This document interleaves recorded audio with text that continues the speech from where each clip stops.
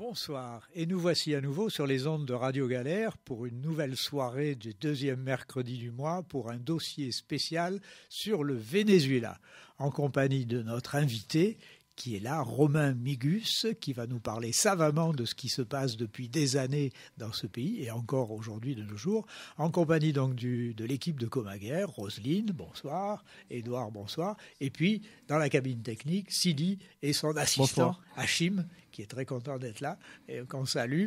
Et donc, on va parler ce soir du Venezuela. Et on va commencer d'abord par, évidemment, demander à Romain Migus de se présenter, de se situer dans ce contexte politique de ce pays, pour qu'on sache d'où il parle, comme on dit sur les radios. Romain, à toi. Bonsoir Bernard, merci pour l'invitation. Bonsoir Roselyne, bonsoir Édouard, Sidi Hachim, un grand coucou et bien évidemment... merci aux auditeurs de Radio Galère de nous suivre dans cette nouvelle aventure des chroniques de Comaguère. Donc, écoutez, moi, donc, je me présente, Romain Migus, journaliste écrivain.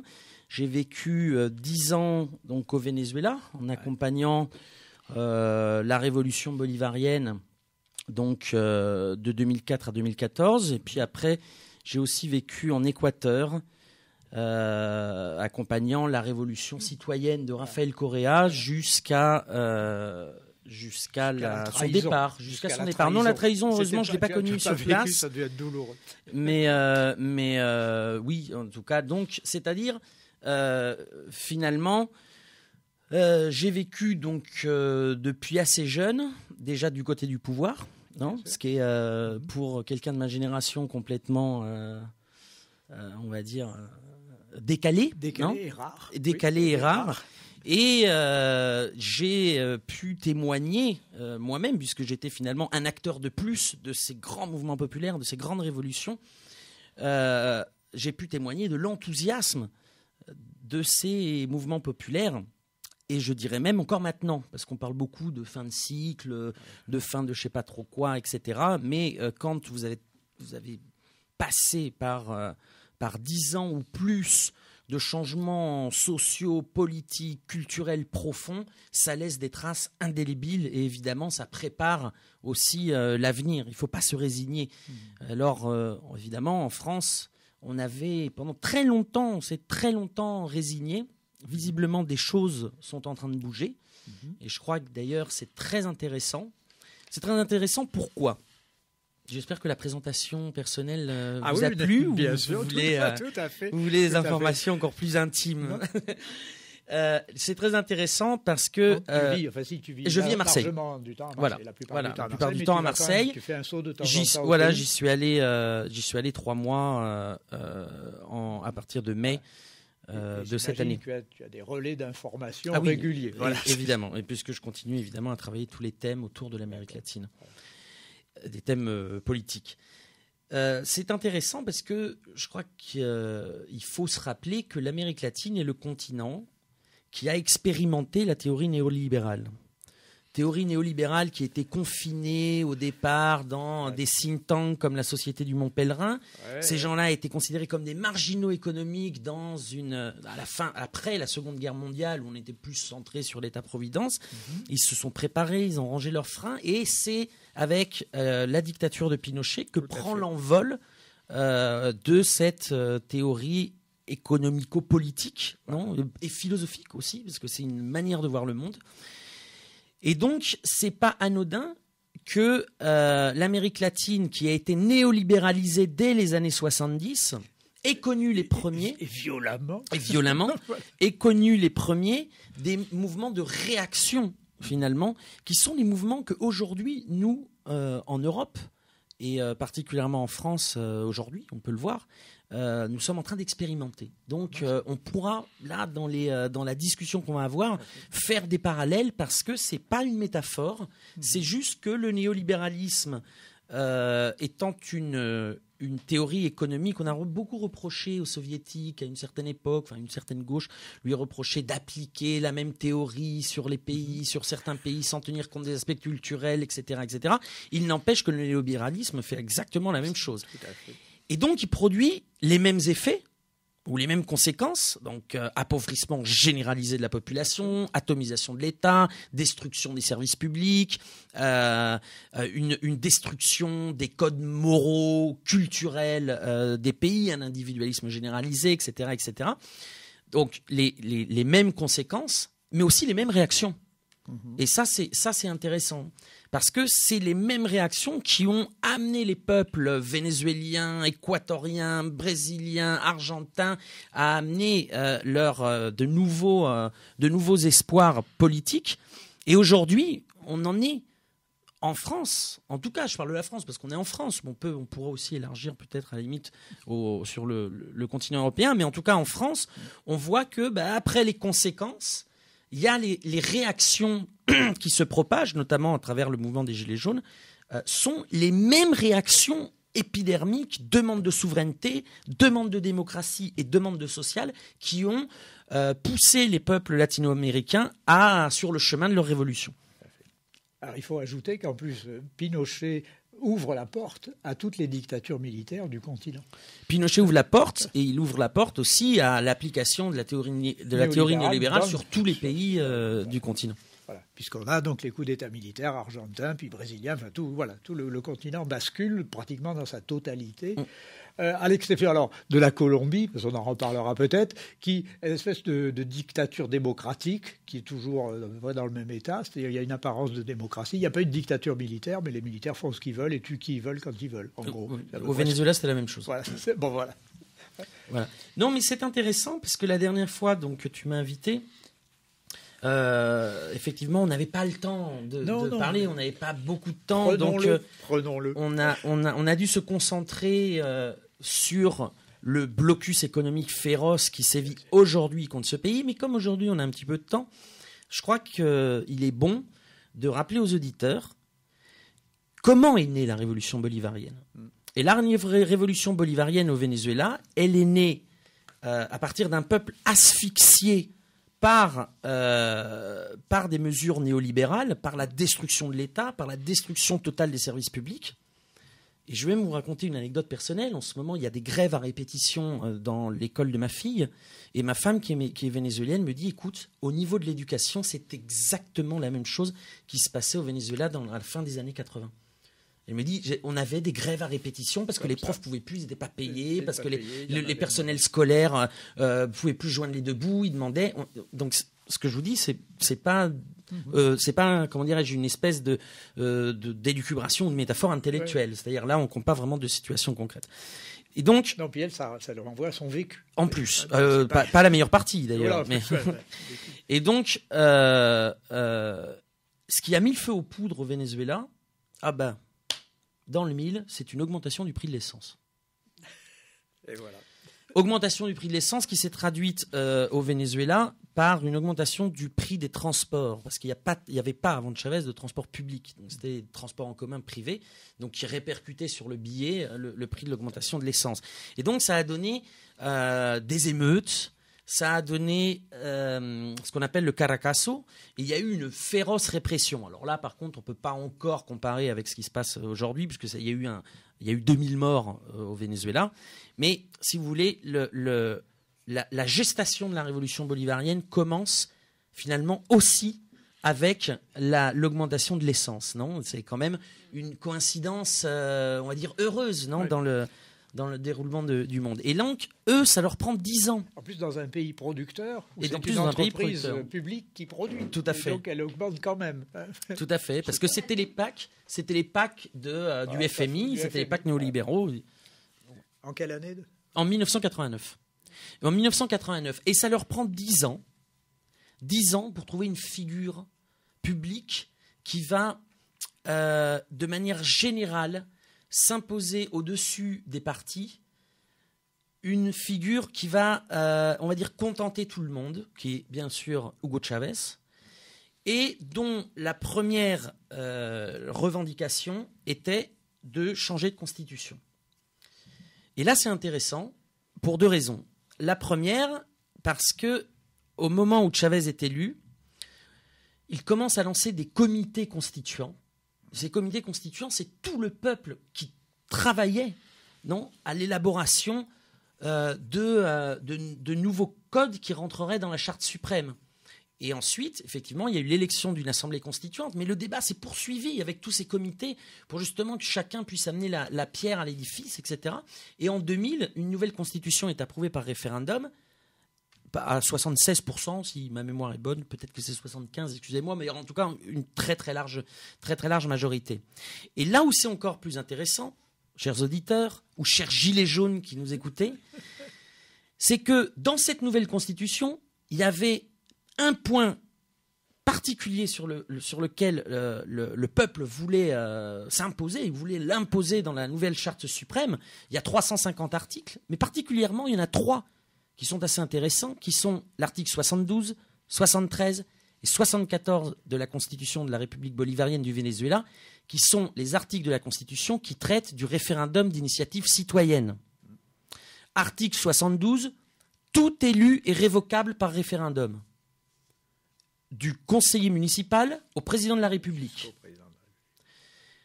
Article 73, tout projet de loi à l'Assemblée nationale peut être l'objet d'un référendum populaire. Et article 74, toute loi peut être abrogée partiellement ou totalement par référendum populaire. Donc finalement, vous voyez, le Venezuela que nos médias répètent à volo et jusqu'à non plus pouvoir que c'est une dictature, finalement, dans sa charte suprême, a des éléments éminemment démocratiques. Et peut-être que ce n'est pas un hasard que ces médias cachent la réalité, notamment de l'histoire de la révolution bolivarienne, quand dans le même temps, en France, ce sont exactement les mêmes demandes qu'est en train de faire le peuple. Donc, quand je dis coïncidence heureuse, c'est une coïncidence plus qu'heureuse, puisque augmentation du prix de l'essence donne la naissance de la révolution bolivarienne, assemblée constituante et référendum d'initiative citoyenne. Évidemment, il n'y a pas eu que ça dans cette constitution, mais je crois que c'est assez intéressant de le planter là pour notre débat. C'est vrai. Je voudrais poser une question. C'est comment on déclenche ce processus au niveau de la Constitution. Le peuple fait appel fait signer des citoyens. Oui, voilà, c'est ça. Alors, le Venezuela, il faut le rappeler, a été pionnier. Donc, c'est le premier pays, en tout cas pour le président, à avoir ce référendum d'initiative citoyenne, de révocation des élus et de révoquer des lois aussi, non le tout, d'accord. Alors, pour révoquer l'élu, il faut la signature de 20% des inscrits. Mais quand c'est très politisé, vous allez dire 20% des inscrits, c'est trop. Peut-être, mais ça se discute. Peut-être. Dans ce qu'ils ont pris en compte, et puis je rappelle, on est en 1999, donc la Constitution a été votée en 2000, donc c'était il y a 20 ans déjà. Ils ont pris en compte qu'effectivement, il fallait 20% des élus. Si je ne m'abuse, pour les lois, c'est 15%. Ce qu'il faut voir, c'est que ça n'a pas empêché des référendums. Il y a eu plusieurs référendums, il n'y en a pas eu à l'appel. Il y a eu plusieurs référendums, dont un référendum contre Hugo Chavez en 2004. C'est-à-dire qu'il y a eu 20%, même un peu plus, de personnes qui ont signé pour avoir un référendum. Et les signatures ont été vérifiées. Donc les morts qui avaient signé, on a mis ça à la poubelle. Les gens qui avaient signé 4 fois, on a mis ça à la poubelle aussi, on n'en a pris qu'une fois. Mais ils avaient 20%. Donc Chavez a dit, écoutez, en fonction de ce qu'a dit le pouvoir électoral, ça c'est très important. Au Venezuela, il n'y a pas 3 pouvoirs, il y en a 5. Il y a le pouvoir exécutif, le pouvoir législatif, le pouvoir judiciaire, le pouvoir moral et le pouvoir électoral, qui est un pouvoir indépendant des 4 autres. Moi, quand je dis à mes amis vénézuéliens qu'en France, c'est le ministère de l'Intérieur qui s'occupe de l'organisation des élections, ils me disent, mais heureusement que ça ne se passe pas chez nous, on aurait déjà les avions les Marines qui débarqueraient. Un pouvoir électoral indépendant qui, donc, là, dans ce cas, épluche qu'à un tribunal électoral, donc indépendant du tribunal, des tribunaux judiciaires normaux, puisque c'est pas le même pouvoir, et donc qui épluche. Et donc voilà, il y a eu et alors en plus de Chavez, il y a eu aussi des référendums sur des maires, sur des conseils municipaux, etc. Alors effectivement, il n'y en a pas eu énormément non plus. Alors après, c'est tout un débat qu'on peut avoir, parce qu'il faut aussi un pays peut pas passer tout son temps dans une guerre électorale et tout son temps en campagne électorale. Donc c'est aussi trouver la juste mesure entre le nombre de signatures nécessaires pour lancer un référendum révocatoire sur une loi ou sur une personne, et puis assurer aussi la continuité du travail d'un gouvernement, quel qu'il soit d'ailleurs. Voilà. Oui, pour ne pas utiliser l'arme en fait des révocatoires pour finalement empêcher l'action d'un gouvernement, encore une fois, quel qu'il soit. Voilà, parce que si on disait il suffit de 5% des électeurs, à ce moment-là, ça serait tous les 4 matins. Non, mais ça deviendrait en plus une stratégie pour empêcher le gouvernement de travailler. Donc il faut. Alors après, 20%, c'est peut-être trop. Je n'ai pas d'idée là-dessus. Toujours est-il qu'au Venezuela, en tout cas, c'est ce chiffre-là qui a été retenu. Et Chavez a gagné. Oui, c'est ça. C'est-à-dire ceux qui ont fait signer voulaient la révocation de Chavez, et Chavez a gagné. C'est ça. C'est-à-dire que une fois que le référendum est approuvé, donc on va à un référendum, et effectivement, comme tu le mentionnes, Chavez a gagné par 60% en 2004. Et alors, le référendum peut avoir lieu une seule fois. C'est-à-dire, si je veux révoquer Bernard des chroniques de Comaguère, on va réunir les signatures. Si je gagne... Enfin, non, si... Vous signez ? Ouais. Les salauds. Si Bernard gagne, je ne peux pas recommencer la semaine prochaine. Il faut que j'attende... Voilà, il faut que j'attende la fin du mandat de Bernard. Exactement. Bon, donc ça c'est très très important, parce que, alors, tu faisais référence à la situation française. Imagine que demain on dise aux Gilets jaunes, écoutez, patientez un peu, légalement vous pouvez dans 3 mois récolter les signatures et on vote pour ou contre Macron en janvier ou février. C'est pas la peine de s'entretuer d'ici là.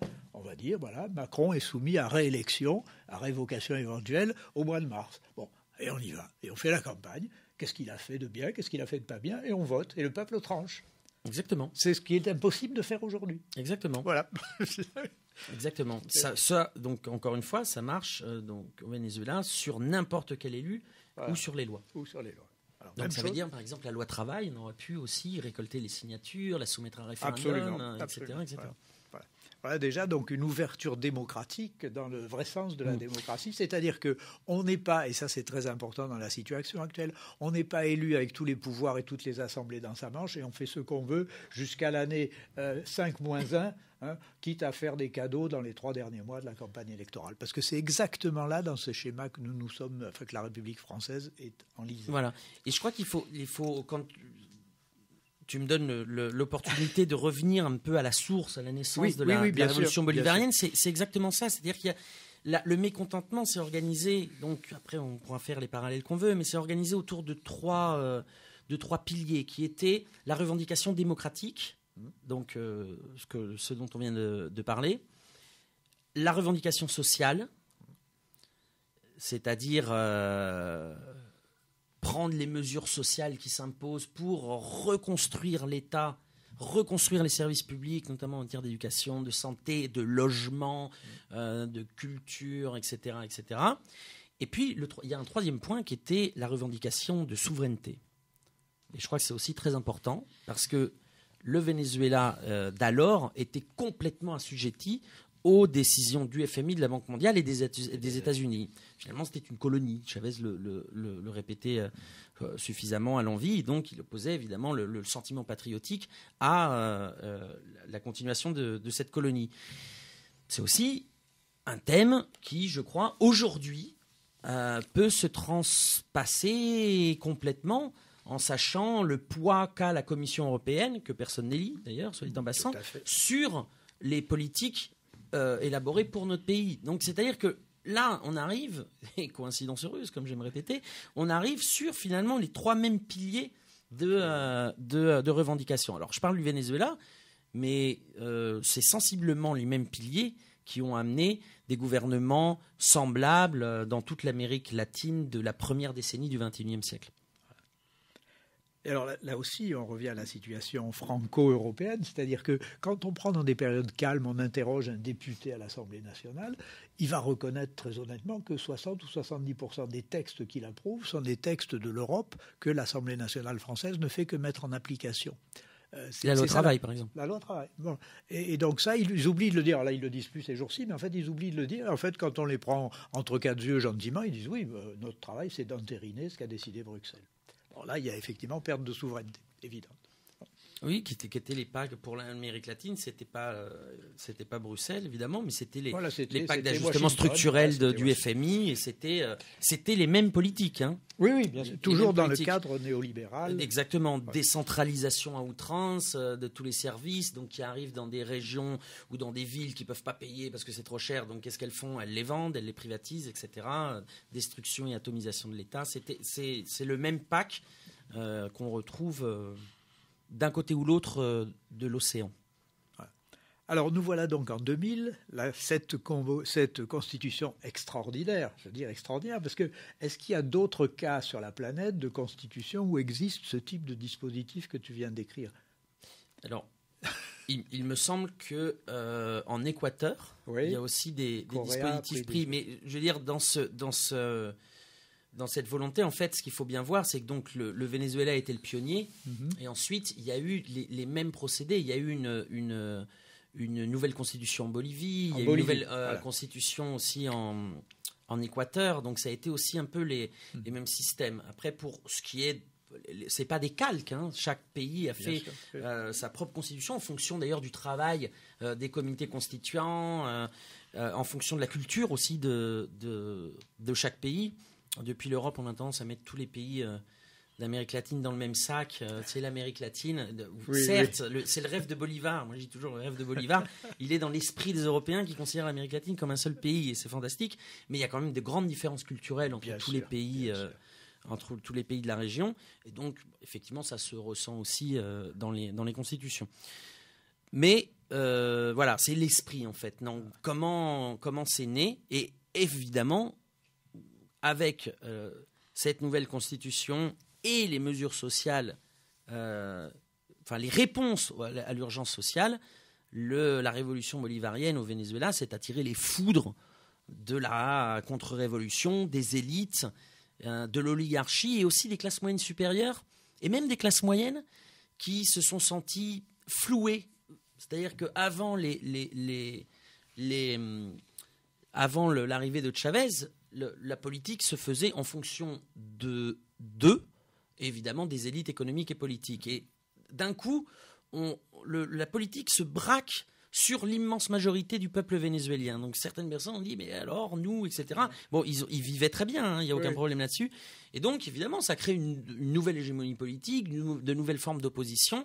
Et les États-Unis sont aussi entrés en jeu là-dedans, ce qui a donné, depuis l'avènement d'Hugo Chavez au pouvoir, des mesures coercitives très fortes, tentatives de coup d'État, sabotage économique, sabotage de l'électricité, guerre économique, sanctions économiques. Alors là, à partir donc de 2014, donc effectivement, les élites économiques, politiques, bancaires ne s'avouent jamais vaincus. Et à la limite, c'est normal, puisqu'on leur quitte une partie de leurs privilèges. Et puis, qui vont essayer de récupérer. Ils étaient les seuls à avoir voix au chapitre. Et avant, ils étaient les seuls à avoir voix, évidemment, ils étaient les seuls à avoir voix au chapitre. Et eux, on va les laisser libres de leur mouvement. C'est ça sur lequel il faut insister. C'est-à-dire qu'ils ne s'instituent pas une dictature d'Hugo Chavez. Pas du tout. D'ailleurs, tous ceux qui ont participé au coup d'État contre Hugo Chavez n'ont jamais été poursuivis par la justice. Voilà. Quand on disait que la justice était aux ordres, la justice, à l'époque, a conclu qu'il y avait eu un vide de pouvoir. Ah bah oui, un vide de pouvoir, un coup de baïonnette, oui, c'est sûr que... Oui. D'accord. Mais donc du coup, personne, comme il n'y avait pas eu juridiquement un coup d'État, donc personne n'a été poursuivi. Oui, je me rappelle, le coup d'État a duré 48 heures. Voilà, et c'est le peuple qui avait ramené Hugo Chavez au pouvoir. Mais la violence contre la révolution bolivarienne, finalement, n'a jamais cessé depuis l'accession d'Hugo Chavez au pouvoir. Ouais. Et aujourd'hui, elle est complètement exponentielle et elle s'exprime sur plusieurs fronts à la fois. Alors, donc le voilà qui arrive au pouvoir. Donc les premières mesures qu'il prend, tu peux nous les décrire un peu, outre l'application de la Constitution. Alors j'avais essayé délicatement de sauter quelques années. Quelques années. Oui. Non, bien sûr. 8h30. Non, mais comme je dis, donc en fait, ce qui est important, c'est que les premières mesures effectives ont été les. Mais tu as raison, on va recommencer par là parce que c'est important. C'est-à-dire que le peuple s'est organisé autour de ces comités constituants pour participer à l'écriture et l'élaboration de leur nouvelle constitution. Ensuite, il y a eu la convocation de comités d'éducation au sein de la mission Robinson, qui était une mission d'alphabétisation. Chavez a essayé de passer par les structures de l'État en début des années 2000. Ils ont réussi à alphabétiser des gens, mais pas en nombre suffisant. Donc, ils sont passés par les organisations populaires. Pourquoi les organisations populaires ? Parce que les organisations de quartier populaires savaient qui ne savait lire, qui ne savait pas lire. Il y avait plus de confiance, parce qu'il y a une honte. Chavez a dû faire des discours à la télévision en disant « n'ayez pas honte », etc. Et en 1 an et demi, ils ont alphabétisé 1 500 000 personnes. Et l'UNESCO, qui est évidemment un repère de bolcheviks, l'UNESCO a déclaré en octobre 2005 le Venezuela comme zone libre d'analphabétisme. Il y a eu la mission de santé aussi, qui s'appelait Barrio Adentro. C'est-à-dire que les médecins, tiens, encore une coïncidence heureuse, les déserts médicaux au Venezuela étaient nombreux. En campagne, on n'en parle même pas, il n'y en avait plus, il n'y avait pas de médecins, mais aussi dans les villes, dans tous les quartiers populaires, c'est-à-dire dans 70% de la ville, il n'y avait aucun médecin, parce que les médecins généralistes ne voulaient pas aller vivre dans ces quartiers-là. Donc, on avait une petite élite privilégiée qui pouvait avoir accès à des médecins privés, et puis des hôpitaux publics en lambeaux qui accueillaient absolument tout le monde, même pour une grippe, on allait à l'hôpital, et il n'y avait aucun système de médecins de proximité. Qu'est-ce qu'a fait Chavez ? Premièrement, il a appelé les médecins vénézuéliens, s'il vous plaît, retournez dans les quartiers. On ne pouvait pas abandonner. Ou presque aucun n'a répondu à l'appel. Et donc, c'est Cuba qui a envoyé des médecins qui se sont installés dans les quartiers populaires et dans les campagnes. Mais pour avoir un médecin, il fallait se constituer d'abord en comité populaire de santé. C'est-à-dire, il fallait trouver aux médecins un lieu où vivre, avant l'édification de petites guérites généralistes, faire en sorte de l'intégrer dans le quartier, etc. Il fallait un comité aussi. Après, on a eu les tables techniques de l'eau et les tables techniques de l'électricité qui étaient... c'est un peu une traduction, mais dont le but était la gestion participative de l'électricité et de l'eau. Dans des endroits où les gens piquaient l'électricité, les gens disaient « mais nous, on veut payer ». C'est que jamais on a vu quelqu'un de l'entreprise d'électricité qui avait été vendue, bien évidemment, donc qui avait été privatisée, jamais ils viennent dans nos quartiers.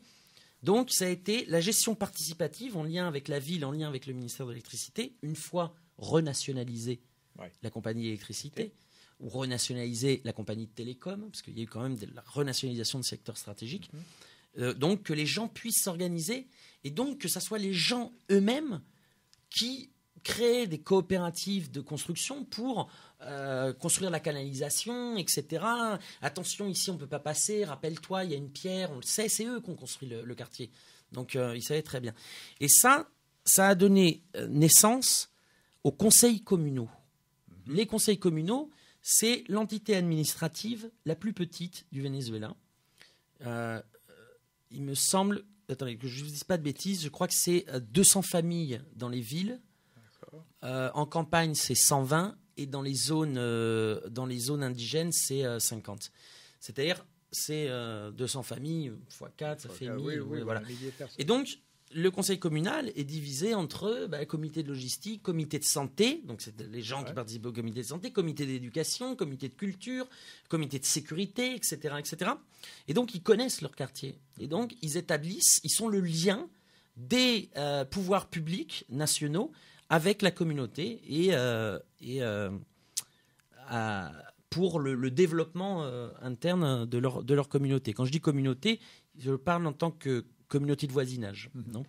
Oui, pas dans le sens anglo-saxon. Voilà, pas dans le sens anglo-saxon, exactement. Non, justement, dans le sens anglo-saxon, pas dans le sens... parce que c'est le communauté, c'est plus la communauté de voisinage. C'est pas la communauté ni ethnique, ni religieuse, ni... Voilà, exactement. On est d'accord, ça va. Et donc, évidemment, c'est aussi ça, qui explique l'extrême organisation populaire tout le temps, qui explique aussi le lancement des communes, qui est aussi coïncidence heureuse, puisque le Venezuela n'avait pas de ville. C'est-à-dire la figure de la ville n'existait pas. Ils avaient une figure qui s'appelait le municipio, qui serait à peu près l'équivalent de notre département.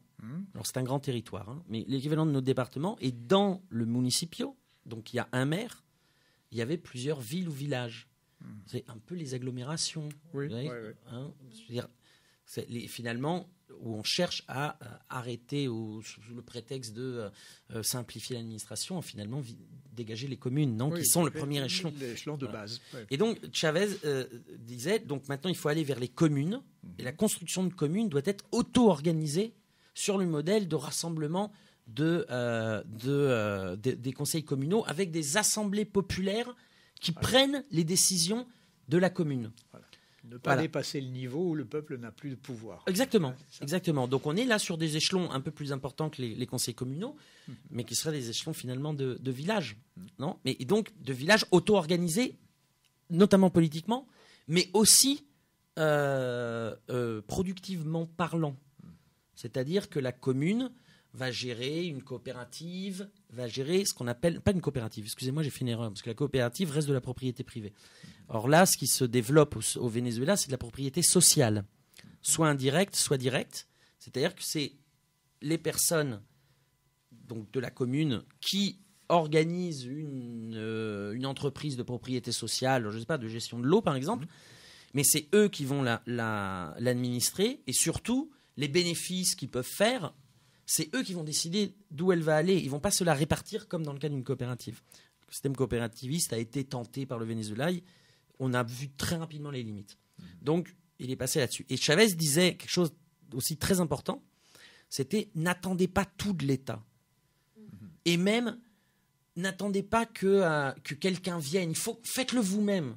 Faites-le vous-même, poussez jusqu'à la limite de nos propres cadres de loi pour voir, et s'il y a un problème, faites remonter pour qu'on modifie aussi les cadres de loi. Donc ça a donné une organisation populaire extrêmement développée et qui, aujourd'hui, explique pourquoi la révolution bolivarienne n'a pas coulé sous la pression des sanctions, sous la pression militaire, diplomatique, économique de l'Empire américain et de ses vassaux. C'est-à-dire qu'il y a une énorme organisation populaire. On parlera peut-être un peu plus tard certainement du CLAP, cette forme de distribution publique et participative d'aliments qui est sensationnelle, mais qui n'aurait pas été possible sans ces 15 ans d'auto-organisation populaire poussée à la fois par l'État, poussée à la fois depuis le haut, mais aussi évidemment depuis les organisations de base, exactement. Donc c'est au fond le pouvoir central dit à la base organisez-vous, proposez des choses et on adaptera le cadre à vos avancées. Exactement. C'est exactement. La loi sur les conseils communaux, évidemment, c'était du balbutiement, puisque ils font la première loi en 2006 et la loi a été changée 13 fois. C'est-à-dire il y a eu 13 fois, elle est repassée devant le pouvoir législatif pour dire mais regardez, on n'avait pas pensé à ça, ou ça, il y a une contradiction, ah oui c'est vrai, il faut le rechanger. Alors évidemment, il y a certaines personnes qui ont lu tous les livres possibles au monde et qui vont dire ils n'y avaient pas pensé avant, ça montre bien qu'ils n'ont pas... Oui, mais quand on invente quelque chose de nouveau, qu'on est pionnier en la matière, effectivement, on tâtonne, on change, on avance, on recule pour reprendre un chemin qui nous amènera vers nos objectifs, etc. Et donc, effectivement, là, quand je suis retourné au Venezuela là, de mai à juillet, j'ai vu que les conseils communaux sont devenus très institutionnalisés, dans le bon sens du terme. C'est-à-dire, moi, quand j'ai commencé, j'ai été fondateur du conseil communal de là où je vivais, donc qui était une tour dans le centre de Caracas.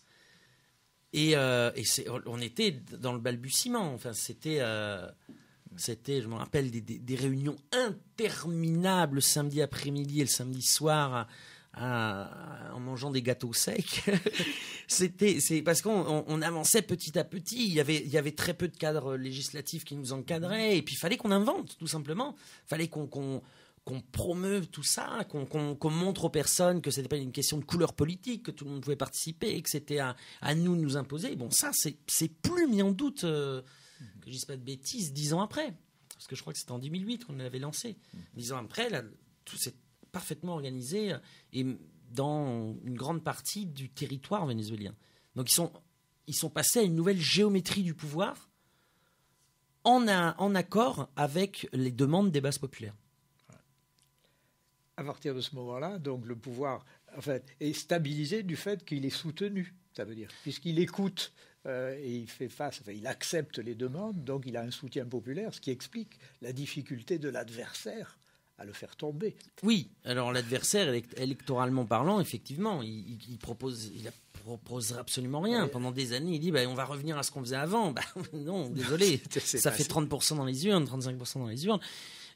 Et puis après, alors il a affiné sa stratégie avec de la triangulation, c'est-à-dire on gardera les missions, mais on les améliorera. Alors quand vous alliez chercher, ce que j'ai fait, j'en ai même écrit un livre, quand vous alliez chercher comment ils allaient les améliorer, ils allaient les améliorer les missions sociales en les vendant au privé. Donc évidemment, les gens ne sont pas idiots parce que en dehors de l'organisation de base, non, il y a aussi, ça s'est accompagné, on va dire dans le même temps, d'une grande conscience politique et d'une formation politique. C'est-à-dire que, mais les gens n'ont pas été formés parce qu'il y a eu un professeur d'université machin qui est venu, qui leur a fait le cours, blablabla. Non, au contraire, une grande partie d'ailleurs des professeurs d'université, même marxistes, étaient dans l'opposition parce que c'était pas le modèle parce que les gens blablabla, etc. Non, les gens sont formés intellectuellement et sur la conscience parce qu'ils avaient la pratique. Ouais.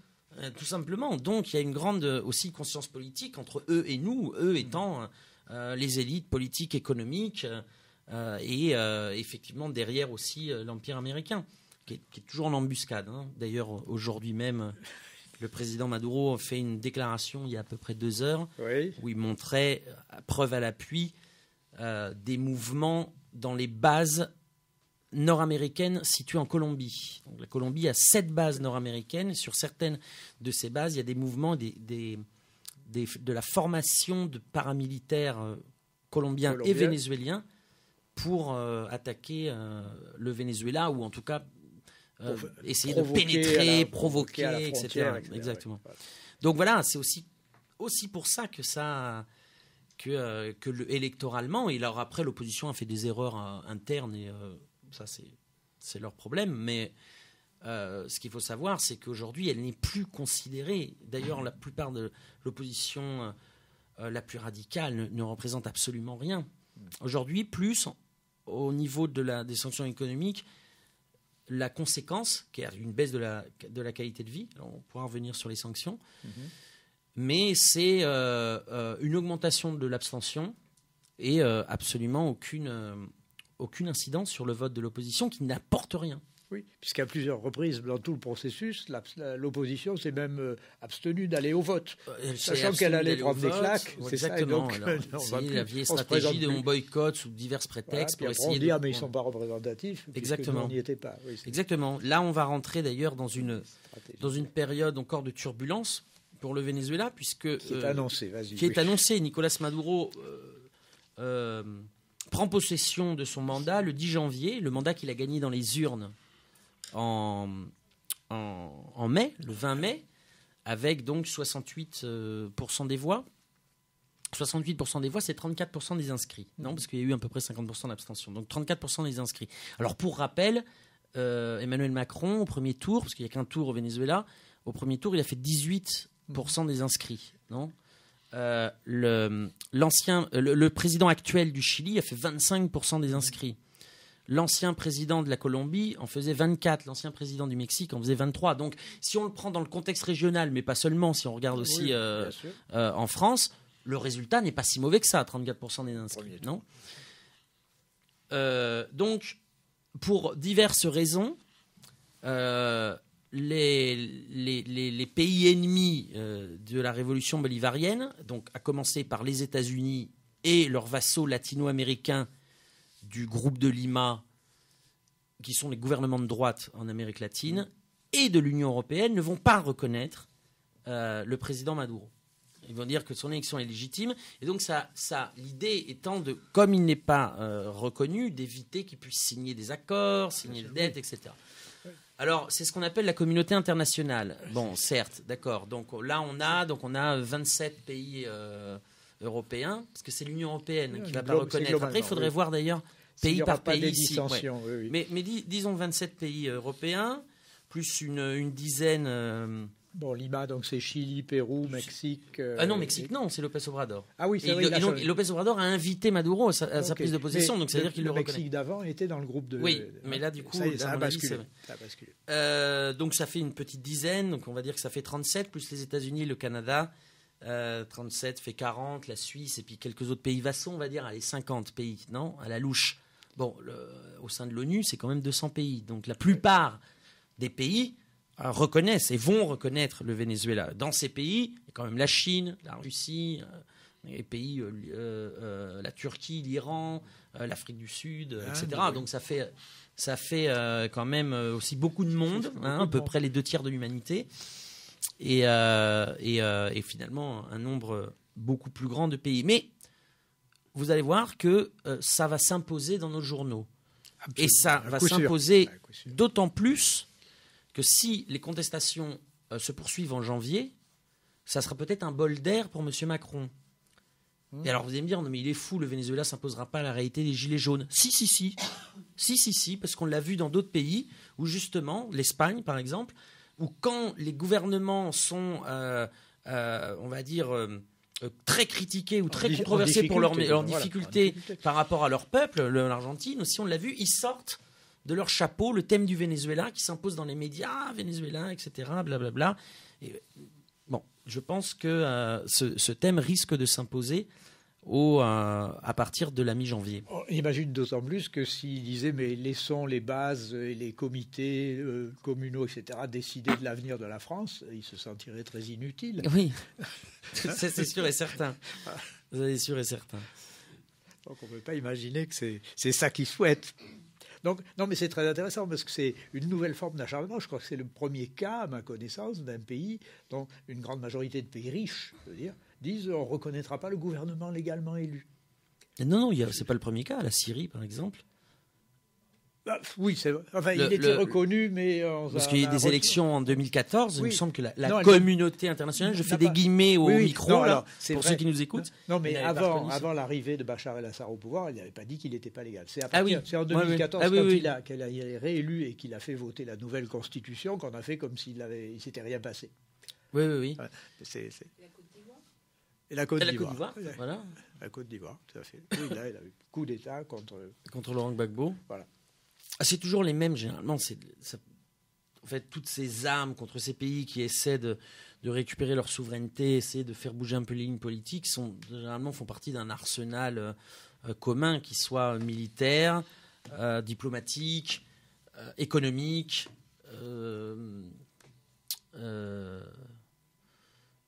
tout y passe. Ouais. C'est ce qu'on range sous la catégorie institutionnelle, la catégorie des guerres de 4e génération. Exactement. Est-ce que tu peux développer sur ce thème des guerres de 4e génération? La guerre de 4e génération a été théorisée par des militaires américains en 1989 d'ailleurs. Mm-hmm. Et donc, grosso modo, c'est une évolution dans le système des guerres traditionnelles. Mm-hmm. Et dans la guerre de 4e génération, l'ennemi n'est plus l'armée d'en face. L'ennemi, c'est tout le peuple du pays attaqué. Donc on n'est plus dans une confrontation entre armées dans les tranchées, donc ça qui était la guerre de 2e génération. Oui. Mais on est dans un modèle militaire, parce que c'est de ça qu'il s'agit, qui contemple des attaques donc psychologiques, des attaques militaires, des attaques économiques, des attaques diplomatiques, c'est-à-dire tout un arsenal pour faire tomber l'ennemi, mais en prenant pour cible la population entière du pays visé. Voilà. Et en mélangeant l'officiel et le clandestin. Exactement. Oui, tout à fait. Ouais. Tout à fait. Là, par exemple, je reprends les paroles de Nicolas Maduro, donc d'il y a 2 heures. Pour l'année qui vient, l'année 2019, les agences des États-Unis, donc Fonds national pour la démocratie, la NED, qui dépend du Congrès des États-Unis, ou la USAID, qui dépend du département d'État, donc du ministère des Affaires étrangères des États-Unis, vont débourser pas moins de 120 millions de dollars pour les ONG vénézuéliennes. Alors, ce qu'il faut savoir, c'est que c'est devenu un business aussi. Ouais. Il y en a beaucoup qui se barrent avec la caisse. Hein. Non, bah oui, Et ce qui se passe au Venezuela se passe aussi au Nicaragua. C'est le même modèle. C'est le même modèle de déstabilisation, financement d'ONG, tentative de coup d'État, comme on a pu voir au Venezuela en 2017 ou au Nicaragua cette année, avec des groupes extrêmement violents qui barrent les routes, etc. J'aimerais voir d'ailleurs si ces groupes-là faisaient ça en France. Je veux dire, ça serait rigolo, parce qu'on voit la répression contre les gilets jaunes. Oui, mais là, il s'agit d'assassinat de policiers à l'arme. D'assassinat de policiers au M16, au 9 mm, de brûler vifs des gens parce qu'ils soutiennent le pouvoir. Je veux dire, on n'est pas du tout dans la même... Mais il y a des groupes de gauche qui soutiennent ça, qui aiment bien, on ne va pas les nommer ici, mais il y a toute une frange d'une certaine gauche, très intellectuelle finalement, qui soutiennent ce genre de coup d'État financé et organisé depuis les États-Unis. Oui, il n'y a pas que dans ce cas-là. Voilà. Et ça, donc le Venezuela a dû faire face. Il faut s'adapter à cette guerre. Il faut s'adapter à cette guerre. Alors militairement parlant, ils ont changé leur doctrine militaire en 2005 et en disant, puisque l'ennemi c'est le peuple, organisons le peuple à la défense de la souveraineté nationale, à la défense de la nation. Et donc, en reprenant d'ailleurs des éléments de leur propre guerre d'indépendance et en bâtissant la défense de la souveraineté nationale autour d'une alliance civico-militaire, c'est-à-dire de la participation des civils à la défense des centres de production et de la nation, adaptée à effectivement ces guerres hybrides et à cette guerre de 4e génération qui ne va pas être une confrontation entre deux groupes. Donc ça va être des fronts mouvants, etc. Ça va être certainement des petits groupes d'un côté comme de l'autre d'ailleurs, etc. Les États-Unis ne cherchant pas forcément d'ailleurs la conquête du pouvoir et à mettre quelqu'un au pouvoir, le chaos leur sert très bien. Donc le Venezuela s'est aussi préparé à répondre à ce type d'agression militaire. C'est intéressant parce que il y a très peu de pays qui sont préparés à justement pouvoir répondre militairement à ce type d'agression. Voilà, aujourd'hui. Oui, des infiltrations, des agents voilà, tout à fait. De construction de l'État, de permanence de l'État dans certaines zones, d'alimenter la population, d'administrer les lieux. Citoyenne. Et surtout d'administrer les lieux, de ne pas laisser un lieu sans administration, parce qu'il faut conquérir la population, la bataille c'est pour la population. Donc c'est ce que faisait Daesh d'ailleurs, soit dit en passant. Oui, tout à fait. Daesh arrivait avec des ingénieurs, des administrateurs, etc. Et beaucoup d'argent. Et beaucoup d'argent. Mais si vous reconquérissez un territoire pris à Daesh ou aux paramilitaires, dans le cas du Venezuela, et que vous ne l'administrez pas, il y a de fortes chances que la population vous lâche aussi. Donc tout ça fait partie d'une nouvelle logique de combat militaire auquel le Venezuela est préparé. Le Venezuela, en ce moment, où il y a quelques jours, a fait des manœuvres militaires donc avec les Russes. Les Russes ont envoyé 2 bombardiers au Venezuela. Ce n'est pas la première fois qu'il y a ce type de manœuvre. En 2008, il y avait déjà eu, je ne me rappelle plus du nom, mais c'était un croiseur qui portait des missiles nucléaires qui avait mouillé à la Guaira, donc le port de Caracas. Bon. Les Russes ont des partenariats technico-militaires avec le Venezuela. Cuba aussi. Et donc, le Venezuela est préparé à une agression, à répondre à une agression. Le Venezuela a toujours dit, nous ne voulons absolument pas tomber dans le jeu militaire, nous voulons la paix pour nous, pour la région, nous voulons la stabilité de notre pays. Et effectivement, jusqu'à maintenant, ils ont réussi. Parce que les incursions, que certaines personnes essaient de bloquer des pays en tenant des portions de territoire armes à la main, l'idée étant de déclencher une guerre civile. Et finalement, les autorités vénézuéliennes, la police, la gendarmerie, enfin l'équivalent de la gendarmerie, a réagi de manière finalement très mesurée. Très, très mesurée. Et de fait, il y avait eu, je crois, une dizaine de policiers qui avaient tué des assaillants et qui ont été condamnés par la justice. parce que l'État ne pouvait pas faillir. Il fallait pas tomber dans le piège de c'est pas ces votre assaillants. métier. Vous êtes Voilà, là pour maintenir l'ordre. exactement. Et alors qu'en face, effectivement, c'était tiré tir à volonté. depuis les immeubles, etc. Sniper. Oui, c'est Maïdan. Hein, c'est voilà. Maïdan, technique du sniper, oui, qui sert encore, enfin qui sert toujours. Voilà. Alors, oui. tu veux peut-être faire une pause, il est 9 ben heures. oui, voilà, on va te laisser reprendre ton souffle. On va te laisser reprendre ton souffle. Je dis ça pour... Non, mais on va te laisser reprendre ton souffle. Ça fait toujours du bien, et puis alors, annonce-nous ce qu'on va écouter, alors. Alors, on va écouter une des chansons de campagne de la dernière campagne d'Hugo Chavez, Chavez Corazón del Pueblo, qui a mobilisé les foules durant le mois d'août et septembre 2012. Voilà. Cœur du peuple, hein, Corazón del Pueblo.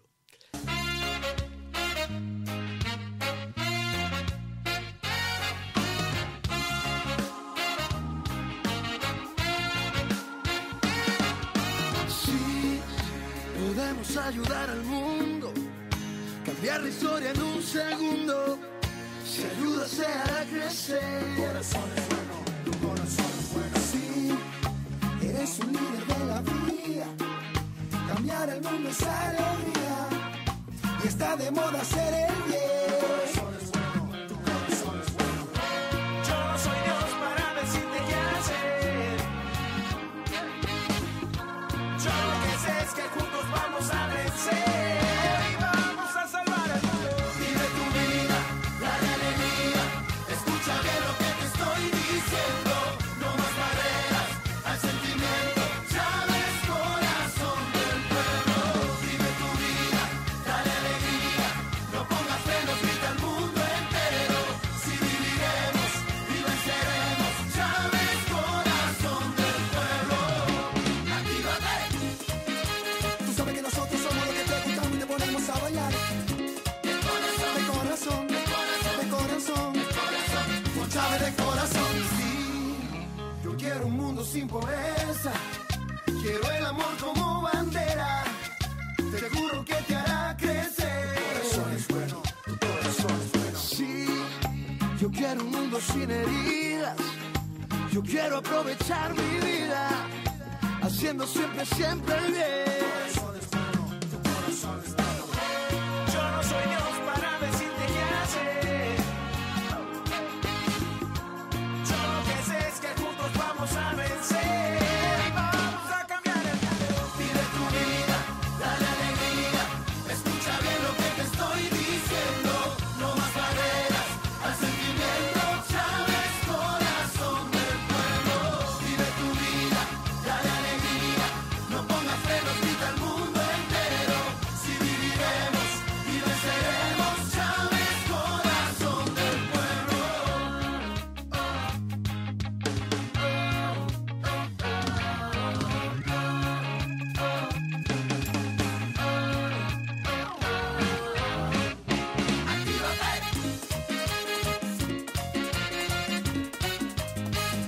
De corazón, de corazón, de corazón, de corazón, de corazón, con Chávez de corazón, un pueblo unido que da el ejemplo, ya juntos somos más, con Chávez de corazón, de corazón, de corazón, de corazón, con Chávez de corazón, de corazón, de corazón, de corazón, con Chávez de corazón, vive tu vida, dale alegría, escucha bien lo que te estoy diciendo, no más barreras al sentimiento. Chávez, corazón del pueblo.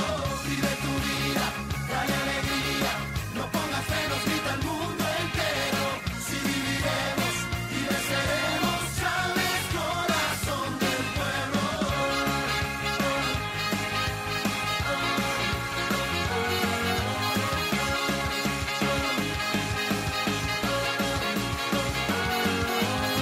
Vive tu vida, dale alegría. Escucha bien lo que te estoy diciendo. Si viviremos y venceremos. Chávez, corazón del pueblo.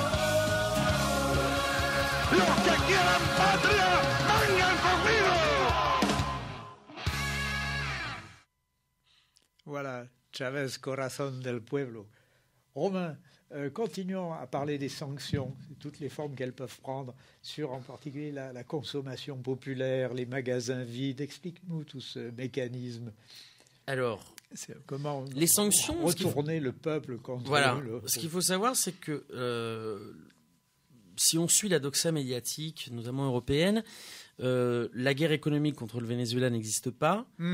Les sanctions ne touchent que des personnalités du gouvernement, donc ça ne touche pas le peuple, etc., etc. Or, les sanctions commencent en décembre 2014. Pourquoi décembre 2014 ? Parce que l'opposition échoue dans les urnes en 2013. Nicolás Maduro arrive à gagner. Il était prévu il avait en février, il avait 20 points d'avance dans les sondages, et il arrive donc en avril, le 14 avril, avec 1,5% seulement. Voilà. Alors faut-il y voir la patte d'Ismaël Emelien, conseiller de Macron, qui a fait la campagne de Maduro ?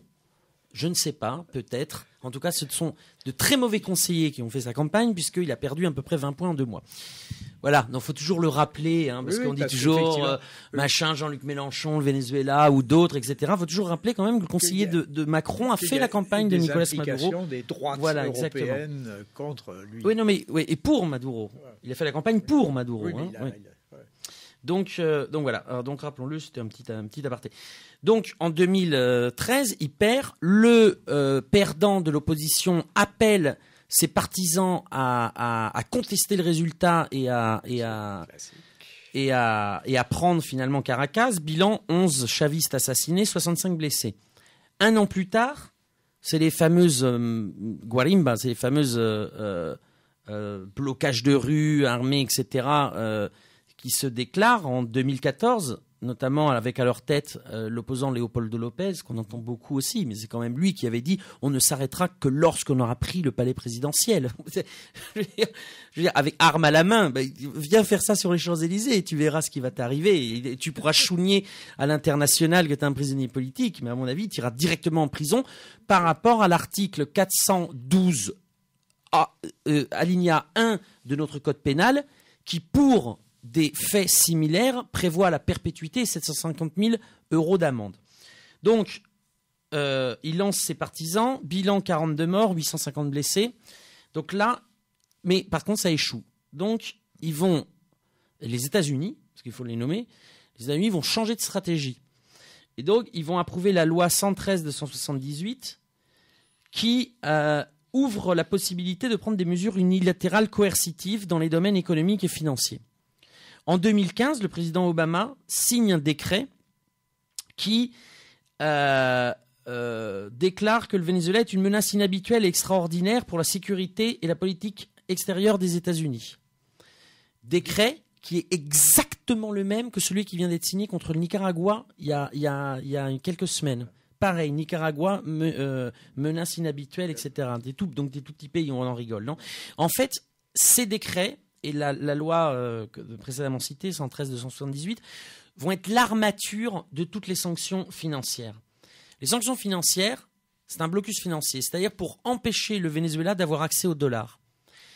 Notamment, les banques ne vont plus accepter de virements du Venezuela pour le Venezuela ou pour le Venezuela. Elles vont fermer les comptes d'intermédiaires bancaires de toutes les institutions vénézuéliennes. Alors, les intermédiaires bancaires, en France, on ne sait pas trop ce que c'est, mais si vous voulez, par exemple, faire un virement de Suisse ou de France au Venezuela, vous allez passer par un intermédiaire bancaire qui est généralement aux États-Unis. Donc, si vous fermez l'intermédiaire bancaire, votre banque française va dire je ne peux pas faire le truc parce que mon intermédiaire ne me permet pas. En plus de ça, il y a aussi des institutions financières qui vont geler des avoirs du gouvernement vénézuélien. Si on cumule, par exemple, il y a 3 milliards de dollars du gouvernement vénézuélien qui sont congelés. 1,6 milliard 600 millions sont gelés par une entreprise qui s'appelle Euroclear, qui est une filière de JP Morgan, donc une grande banque des États-Unis. Donc voilà, la banque allemande Commerzbank ferme en mai 2016 les comptes de plusieurs institutions vénézuéliennes et les comptes de l'industrie pétrolière. En juillet 2016, la banque des États-Unis Citibank interdit à son réseau d'intermédiaires bancaires d'opérer des transactions avec le Venezuela. Donc du coup, effectivement, le pétrole qui est libellé en dollars, ou qui l'était d'ailleurs, parce que le Venezuela essaie de s'en sortir, ne peut plus faire des transactions avec cette devise. Donc ça fait des coûts opératifs et des coûts de change extrêmement importants, non ? Évidemment des pertes pour l'État.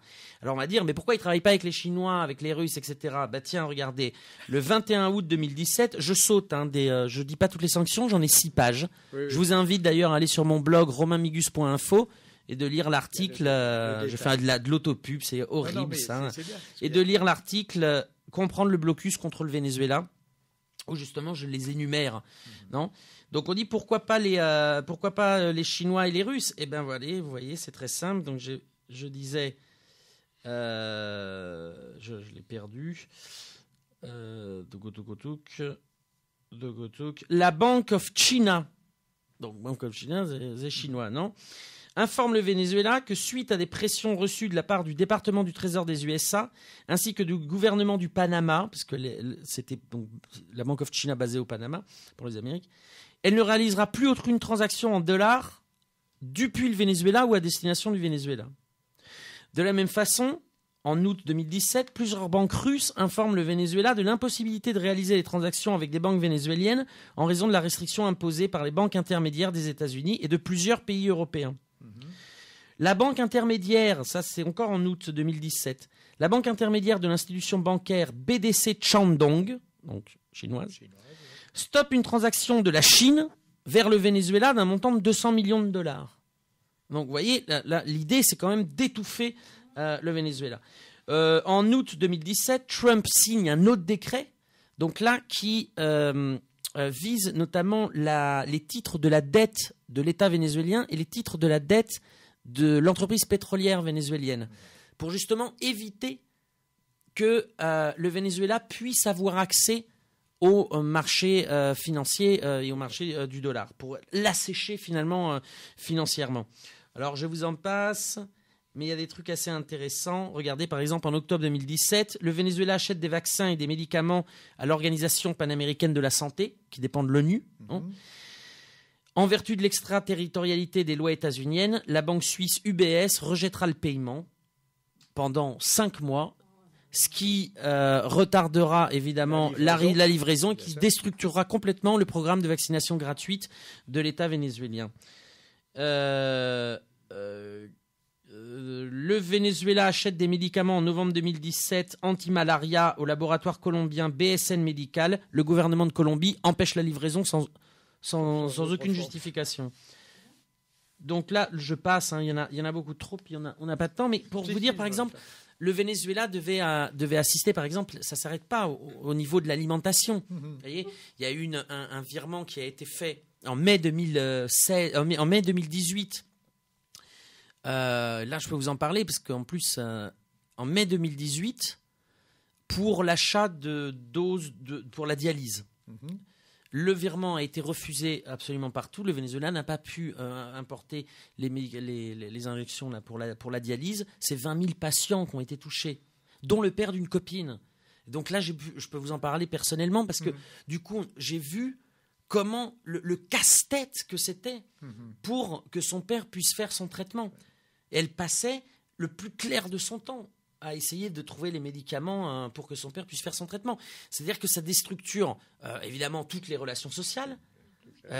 Comme la copine me disait, elle m'a dit, je sais même plus, parce qu'on s'était vu dans un bar, on avait bu une bière, on est allé au resto, mais elle dit, je sais même plus depuis quand j'avais pu faire ça. Parce que j'ai plus le temps, tout simplement, entre son gamin, le père, les machins, les médicaments, etc. Ça déstructure la vie, évidemment, sociale, mais ça déstructure aussi la vie productive, la vie du travail, parce que le temps qu'elle passe à chercher, elle ne le passe pas forcément au travail, etc. Ça donne naissance à du marché noir. Et ça donne naissance aussi, évidemment, à du marché noir. Donc, ce qu'il faut savoir, c'est que à côté des sanctions, il y a aussi une spéculation sans nom contre la monnaie nationale. depuis décembre 2012, c'est-à-dire le départ de Chavez à Cuba, et aujourd'hui, la spéculation contre la monnaie nationale, le bolivar, a atteint 13 millions de %. Donc, je ne sais pas si, si vous pouvez vous représenter ça, mais ça veut dire que la monnaie, il n'y a plus de confiance dans la monnaie parce qu'on spécule par notamment des taux complètement artificiels fixés depuis des pages Internet, depuis l'extérieur. Et alors ça, c'est intéressant parce qu'au Nicaragua, il se passait la même chose dans les années 80. Sauf qu'on n'avait pas Internet, et c'était le journal des Chamorros qui avait une petite colonne en donnant le taux du dollar parallèle par rapport au dollar fixe. Chamorros qui succède à... Chamorros qui d'ailleurs va gagner les élections présidentielles, voilà. et qui le lendemain, de sa victoire aux élections présidentielles, le taux de cotisation disparaît des pages. Et donc, ce qui ne veut pas dire une stabilité immédiate, parce qu'évidemment, les gens continuent à spéculer. Mais donc, ça veut dire aussi, il y a eu aussi du trafic de billets. On a retrouvé, par exemple, au Paraguay, chez un commerçant, 30 tonnes de billets vénézuéliens. Alors, imaginez, beaucoup de choses se payent par carte aujourd'hui au Venezuela, mais pour prendre le bus, on a toujours besoin de billets. C'est excessivement dur. Donc, du coup, le billet est devenu une marchandise. Quand j'étais au Venezuela, je suis allé sur un marché, je demande un kilo de patates, c'est combien ? On me dit, un kilo de patates, c'est 850 en carte et 200 en cash. Ah bon ? Ah oui. Et si tu veux, il y a même des mecs au fond, là-haut, qui te vendent du cash. Parce que le cash, il va devenir une marchandise comme les autres. C'est un investissement. Donc, on l'a rarifié exprès. Et on l'a rarifié, évidemment. Évidemment, on l'a rarifié exprès. Donc, si vous voulez, c'est à ça. La vie quotidienne, évidemment, est devenue difficile. Mais elle n'est pas devenue difficile par le simple fait de la gestion de Chavez ou de Maduro. C'est-à-dire qu'il y a aussi des éléments externes qui sont mis là-dedans pour faire crier l'économie vénézuélienne, comme disait Nixon contre le Chili, non ? Faire crier l'économie vénézuélienne et faire souffrir le peuple. Donc là, on est encore dans la guerre de quatrième génération. Et ce qui a pu expliquer aussi le départ de certains Vénézuéliens vers d'autres contrées, non ? Donc de cette fameuse migration vénézuélienne, donc qui a été un des chapeaux médiatiques vers août, juillet-août, puis là on n'entend plus parler d'ailleurs. On en a reparlé pour le Brésil là, après Bolsonaro. Là. Oui, mais on n'en entend plus parler, et à mon avis on va plus trop en entendre parler. Parce qu'il y a eu les migrants honduriens aussi, et puis après il y a des choses aussi... il y a aussi le pacte de Marrakech qui est signé par beaucoup de pays qui se plaignent de l'immigration vénézuélienne. Donc, il y a d'autres choses qui rentrent en ligne de compte. Mais toujours est-il que selon les chiffres de l'ONU, 7,2% des Vénézuéliens vivent aujourd'hui en dehors du pays. Non, évidemment, c'est un chiffre important. Il ne s'agit pas de le nier. C'est donc... quasiment un Vénézuélien sur 10, non ? Un petit peu moins. Et donc, au nom de cette migration, l'opposition vénézuélienne demandait le bombardement du pays, une intervention humanitaire, en donnant d'ailleurs les lieux où il fallait que les avions aillent. Enfin, il y a des vidéos de ça, d'Antonio Ledesma d'ailleurs, en particulier. C'était un des oppositionnels, oui, qui est un des opposants, un des plus radicaux. Et donc, c'est devenu finalement le thème pour justifier une intervention humanitaire et finalement renverser le gouvernement de Nicolás Maduro.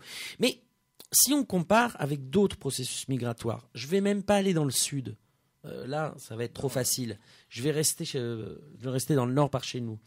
Selon les mêmes chiffres de l'Organisation internationale des migrations, les mêmes qui ont établi les 7,2% pour le Venezuela, il y a 21% de Portugais qui vivent en dehors du Portugal. Il y a 16% d'Irlandais qui vivent en dehors de l'Irlande. Il y a 15% de Bulgares et de Polonais qui vivent en dehors de leur pays. Donc, qu'est-ce qu'on fait ? On bombarde Lisbonne ? Non mais faut demander à tous les éditorialistes qui poursuivaient sur ces matrices d'opinion contre le Venezuela si au nom d'une logique à peu près rationnelle, il faut aussi appliquer à Lisbonne la même politique de sanctions ou la même politique de guerrière. Évidemment non. Je rassure nos auditeurs portugais, lusophones et tous nos auditeurs, les auditeurs de Radio Galère. Je ne veux pas, évidemment, bombarder Lisbonne, le Portugal, que j'aime beaucoup. Il n'y a évidemment aucun problème là-dessus. Mais c'était un peu pour montrer l'incohérence de ces échelles des voilà. problèmes. Et donc, sur les sanctions économiques, non seulement elles attaquent donc l'accès du Venezuela au dollar, mais aussi et les dernières, notamment, sanctionnent les entreprises qui voudraient investir, notamment dans la récupération du bassin minier de l'Orénoque, qui est la 4e réserve d'or au monde. Le Venezuela est la 4e réserve d'or au monde, première réserve de pétrole, et il y a des minerais à foison, notamment du coltan, on doit vous dire quelque chose, qui connaissez bien l'Afrique, et du thorium, qui est le minerai par excellence qui va devenir un des minerais rares pour exactement. cause de batteries électriques. Voilà. Exactement. Donc, effectivement, le Venezuela a beaucoup de richesses, sans parler du gaz aussi, sans parler de l'eau douce, sans parler d'une montagne de richesses, et donc qui évidemment attise les prédateurs. Voilà. Ça, il faut bien le rappeler tout le temps. C'est pas de la méchanceté pure. Non, mais c'est le prédateur aussi, principal voilà. qui considérait que l'Amérique latine, c'était chez lui. Voilà. Et ses vassaux. Et là, effectivement, on peut dire que on peut voir finalement l'absence de souveraineté non seulement alors déjà de notre pays, qui pourrait développer une ligne diplomatique souveraine et justement profiter de cette guerre larvée que livrent les États-Unis au Venezuela pour justement avoir un jeu diplomatique d'équilibre et même de développement et de coopération avec ce pays. Voire de l'Union européenne, puisqu'on nous dit qu'elle est là pour contrebalancer le poids des Américains. Évidemment, là, on voit que non. Ils ont pris exactement le même type de sanctions que les États-Unis contre le Venezuela. Voilà. Et donc, la France a été particulièrement agressive dans ses discours officiels. Oui, mais alors là, on sent qu'il n'y a pas de capitaine dans le bateau, non ? Alors, dis-nous. Parce que on a pu voir, par exemple, le 29 juillet, attends, je dis une bêtise, le 1er août 2017, un discours, donc le discours de M. Macron face aux ambassadeurs, voilà, où il disait que le Venezuela est une dictature. Bon, très bien. Mais le 15 août, c'est-à-dire 15 jours après, le ministre des Affaires étrangères du Venezuela était reçu au Quai d'Orsay. Donc il faut savoir, c'est-à-dire, soit la politique de notre pays, c'est de déclarer qu'un pays est une dictature pour pouvoir le recevoir. Donc c'est évidemment, voilà, c'est évidemment un scandale. Ou soit ça veut dire qu'il n'y a pas de communication entre l'exécutif, entre le président et son gouvernement, ce qui est aussi un scandale. Bon, toujours est-il que donc pour M. Macron, le Venezuela est une dictature. Or, vous vous rappelez de l'ouragan Irma. Oui. Voilà, il a dévasté Saint-Martin. D'ailleurs, Saint-Martin n'est toujours pas reconstruit, soit dit en passant. Le jour d'après, les premiers à envoyer de l'aide aux habitants de Saint-Martin, c'est pas Paris, c'est Caracas. Ils mettent de l'eau potable, des vivres, des aliments non périssables, etc., etc. Ils montent ça dans un avion de l'armée bolivarienne du Venezuela et ils envoient ça à Saint-Martin. Donc ça veut dire que le pouvoir français autorise un avion militaire en provenance d'une dictature à atterrir sur notre territoire. Donc là, il y a deux choses. C'est-à-dire, soit ils l'ont autorisé, et donc finalement, c'est peut-être pas forcément une dictature derrière les termes, ou soit ils l'ont pas autorisé, dans ce cas-là, c'est une invasion.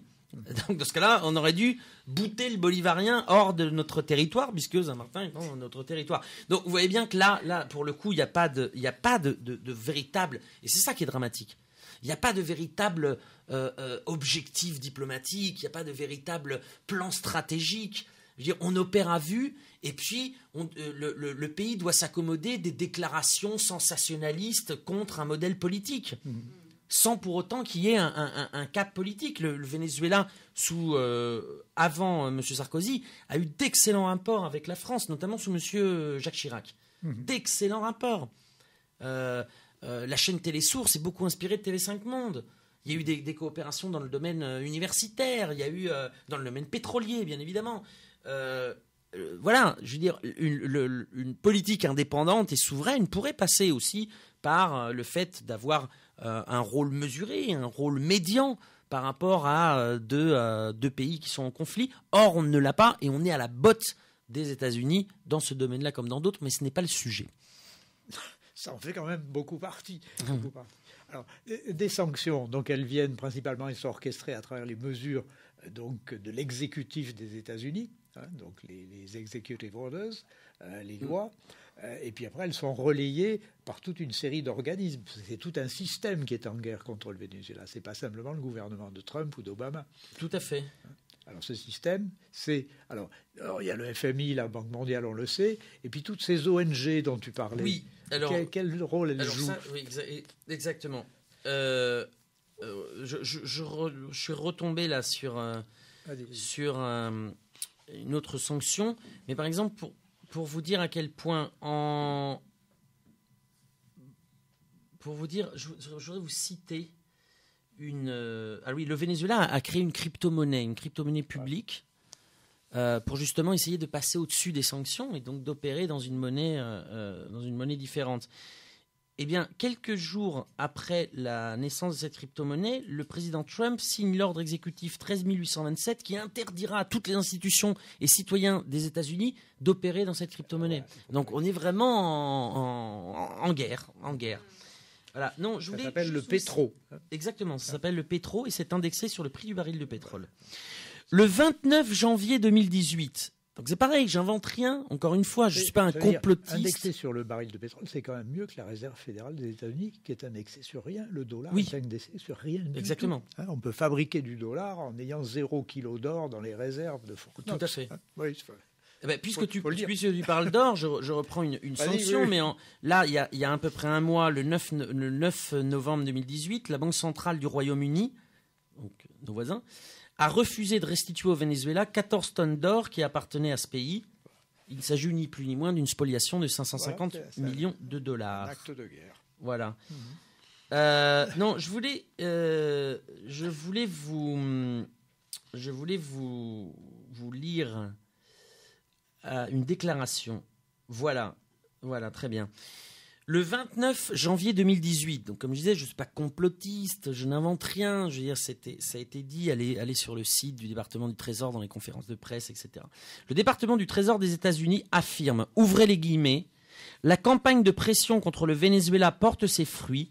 Les sanctions financières que nous avons imposées ont obligé le gouvernement de ce pays à commencer à entrer en défaut de paiement, tant pour sa dette souveraine comme pour celle de PDVSA, l'entreprise pétrolière. Et nous pouvons assister à un effondrement économique total du Venezuela. Donc notre politique fonctionne, notre stratégie fonctionne et nous la maintiendrons.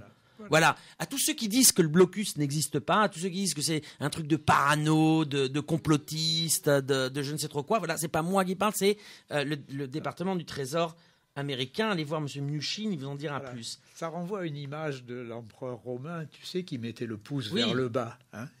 C'était exactement ça. Qu'il meurt. Il y a une petite déclaration de William Brownfield aussi qui est sympathique. William Brownfield a été ambassadeur des États-Unis à Caracas, donc au Venezuela, et aussi en Colombie après, non ? Et donc il était interrogé. Donc ça c'est une vidéo. Donc pareil pour le complotisme, etc. C'est YouTube. Une vidéo où il était interrogé sur justement les sanctions et notamment sur pourquoi ne pas avoir sanctionné PDVSA plus tôt, étant donné que PDVSA, l'entreprise pétrolière, produit 95% des devises du Venezuela. Le secteur privé ne produit aucune devise, ne produit pas grand-chose, mais aucune devise, non ? Et donc William Brownfield déclare la meilleure résolution est de donc j'ouvre les guillemets, la meilleure résolution est de précipiter l'effondrement du gouvernement vénézuélien, même si cela implique des mois et des années de souffrance pour les Vénézuéliens. Bon, voilà. Voilà, ça, c'était pour. C'est limpide. C'est limpide, c'est pas moi qui parle, ni pour les déclarations que je viens de faire. Quand je dis ça, parce que le blocus est absolument nié par toute la manne médiatique, par de grands nombres d'intellectuels, entre guillemets, je remets guillemets, parce que je ne peux pas les considérer comme des intellectuels, des experts de l'Amérique latine ou quoi que ce soit. Je veux dire, là, encore une fois, c'est pas moi qui invente. Je veux dire, ce sont des faits absolument irréprochables. Donc les ONG, quel est le système d'ONG, ils se prêtent justement là-dedans, et ils se sont toujours prêtés depuis des années au Venezuela, à finalement créer une voie en fonction de certaines communautés qui ne le représentent absolument pas d'ailleurs. Donc on peut avoir par exemple des représentants des indigènes vénézuéliens, etc. Sauf qu'il n'y a personne là-dedans, c'est 3 personnes dans un bureau. Les indigènes sont tous chavistes par exemple. Alors aussi des centres de droits de l'homme, évidemment, écologie, blablabla, qui reçoivent des quantités astronomiques d'argent provenant des États-Unis, donc provenant de la NED, dont le budget total dépend d'une décision du Congrès. Du Congrès, voilà. La NED est en bipartie, puisqu'elle a 2 branches, le NDI, donc plus lié aux démocrates, et l'IRI de feu John McCain, plus lié aux républicains, pardon. Et puis la USAID, qui elle est liée au département d'État, au ministère des Affaires étrangères. Et alors, ce qu'il faut savoir, c'est que ce système de financement d'ONG pour finalement subvertir des acteurs politiques et finalement gagner cette bataille psychologique contre le peuple dans sa totalité, c'est pas propre au Venezuela. Alors, non. On l'a vu dans tous les pays de l'Est. On peut parler de Freedom House aussi, qui a été dirigé par l'ancien directeur de la CIA, James Woosley, qui a laissé sa place à M. Peter Ackerman, qui est très lié au réseau atlantiste et un des promoteurs des révolutions de couleur. On veut dire, ces gens-là ont des pédigrés absolument géniaux qui méritent d'être étudiés. Et ce système d'ONG, évidemment, est à la base de ces stratégies d'ingérence et de subversion.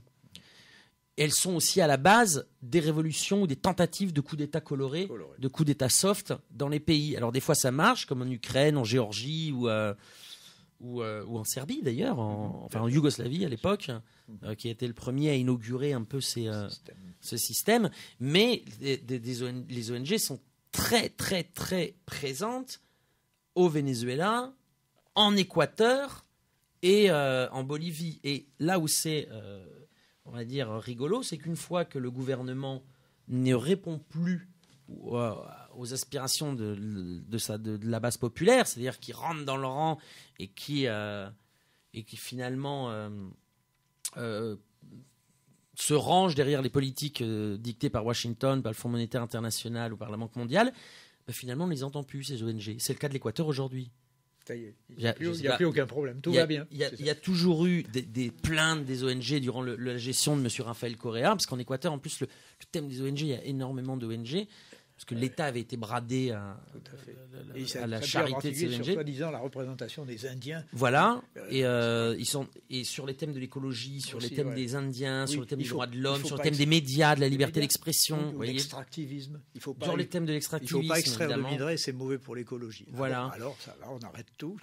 Et donc effectivement, ces ONG qui finalement, comme l'a dit d'ailleurs le président Rafael Correa, je suis un peu parti du Venezuela, mais c'est les mêmes stratégies. Bien sûr.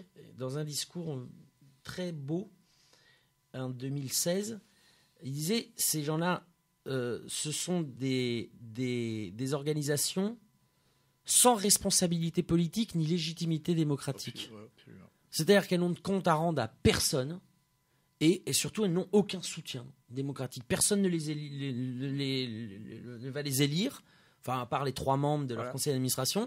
Et puis, surtout, ils ont de comptes à rendre à personne, ce qui n'est pas le cas d'un parti. Exactement. Un parti, il est élu, puis il a des comptes à rendre. C'est-à-dire la responsabilité politique d'être pouvoir être jugé. Par contre, elles ont de l'argent et elles passent à la télévision. Elles passent à la télévision. C'est très lié par rapport aux médias, évidemment, le but. Alors ça, au Venezuela, c'est surtout devenu aussi un business, parce que les gens savent bien qui est qui.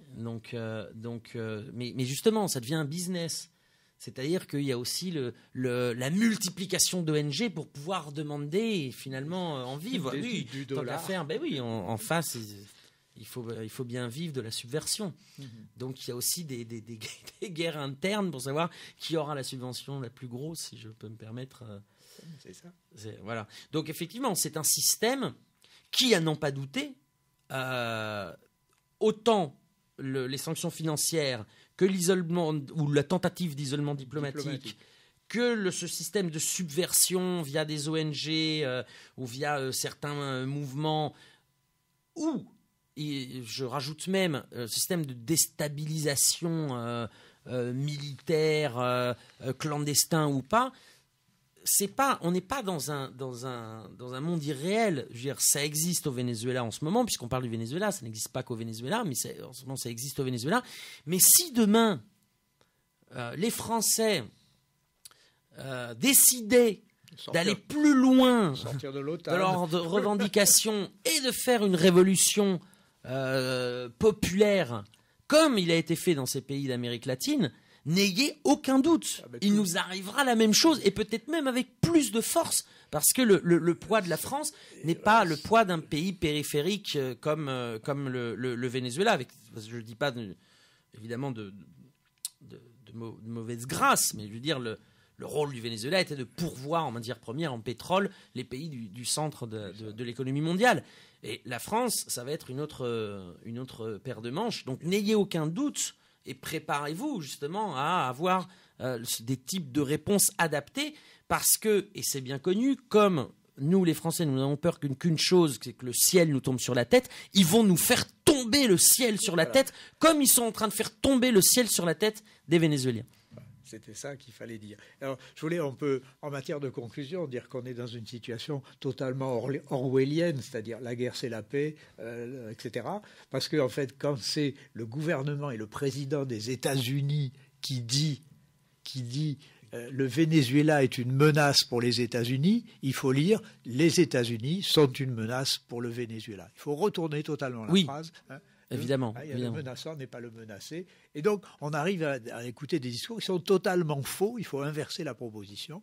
Le Venezuela ne menace en rien les États-Unis. On ne voit pas en quoi. Et il n'a pas envie, il ne l'a jamais dit, il n'en a pas les moyens. Et c'est l'autre qui met tous ses moyens à la disposition donc de la destruction du gouvernement vénézuélien, en affamant le peuple, en dressant le peuple contre son gouvernement. C'est ça qui importe. Tu as une musique pour terminer ? Oui, je pense que là où tu dis, voilà, celle-là, parfait, une musique un peu rock. Donc là, on l'a programmée. On l'a programmée, et puis il faudra qu'on reparle de ce qui se passe après la non-inauguration du pouvoir par Maduro, vue depuis Paris et depuis la France. Qu'est-ce qui va se passer courant janvier ? Voilà, on va dire, mais ce monsieur, il est élu de rien du tout, hein ? Et donc on ne le reconnaît pas. Donc, ça va être intéressant, parce que le système qu'il a élu est le même système qui avait permis l'élection de députés de l'opposition à l'Assemblée nationale. Donc partout où vous voulez voir, il n'y a aucun élément tangible. Ça a été reconnu par plusieurs organisations comme une élection transparente. Il n'y a pas eu de doute là-dessus. Même de ceux qui aujourd'hui disent on ne le reconnaît pas. Ils n'ont rien dit à l'époque. Bien sûr, ils ont dit que dans le contexte de la guerre économique et des sanctions qu'ils ont eux-mêmes provoquées, le gouvernement avait répondu, c'est là ce que je disais, les claps, c'est-à-dire il avait répondu avec la distribution, je dis distribution parce que le prix était tellement dérisoire, d'une caisse de 17 kilos des aliments de base du panier de la ménagère vénézuélien. Mais il y avait un problème, le gouvernement s'est rendu compte que c'était surtout c'était la distribution qui posait problème. Et beaucoup des produits étaient déviés pour partir en contrebande, notamment en Colombie. Et donc, ils ont inventé, alors là, tenez-vous bien, ils ont inventé un système de distribution d'aliments public et participatif pour 18 millions de personnes. Ce qui n'est pas rien. Donc, je le résume, parce que ça montre bien comment ils inventent absolument tout le temps.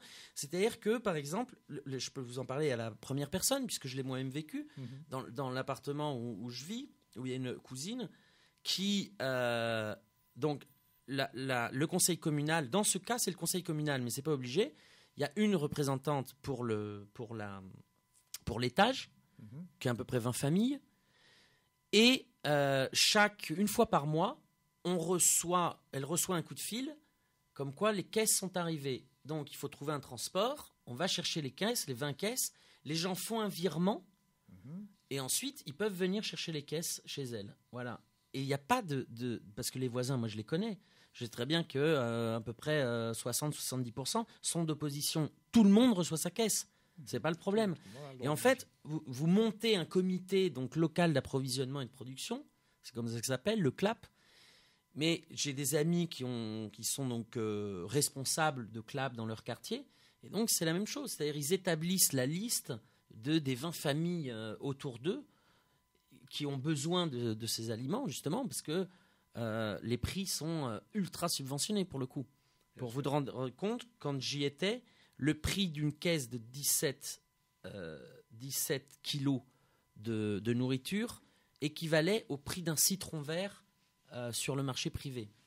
D'accord. Donc voilà, c'est extrêmement dynamique encore, et évidemment c'est ce qui permet à ce peuple de résister encore et encore de nous donner des leçons d'avenir. Bien sûr.